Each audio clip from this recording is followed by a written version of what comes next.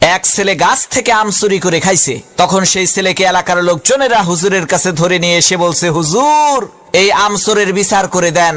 হুজুর তার কিতাব বের করে সমস্ত লোকের সামনে কিতাব খুলে পড়তে আরম্ভ করলো। যে চুরি করে খাইছে আম তাকে দিতে হবে তার দাম, দাম না দিলে তার পিঠের উপরে কিল পড়বে ধাম ধাম। হুজুরের কিতাব শুনে এলাকার লোকজন সেই ছেলেটিকে কয়েকটা চর থাপ্পড় মেরে বিদায় করে দিল। আল্লাহর কি কুদরত!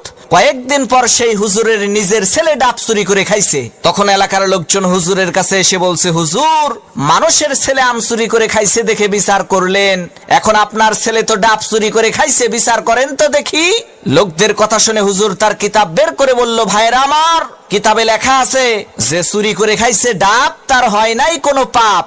তখন এলাকার লোকজন বলল, হুজুর বুঝলাম ডাব খাইলে পাপ নাই, কিন্তু আপনার ছেলে তো একেবারে পাকা জোনা খাইছে। হুজুর তখন কিতাব থেকে পড়লো, যে খাইলো জোনা তার নাই কোনো গুনাহ। এলাকার লোকজন বলল, হুজুর ডাব খাইলে পাপ নাই, জোনা খাইলে গুনাহ নাই মানলাম, কিন্তু আপনার ছেলে তো নারিকেল খাইছে। তখন হুজুর তার কিতাব থেকে পড়লো, যে নারিকেল খাইছে চুরি কইরা, তোমরা সবাই মুড়ি দাও তার হাত ধইরা, কারণ সে চুরি করে খাইছে নারিকেল, এর মানে একেবারে পরিষ্কার তার দেল। তখন এলাকার লোকজন বলল, সর্বনাশ, হুজুর আপনার ছেলের বিচার করার কোনো দরকার নাই, আপনি আমাদের ছেলেরই বিচার কইরেন তাই হবে।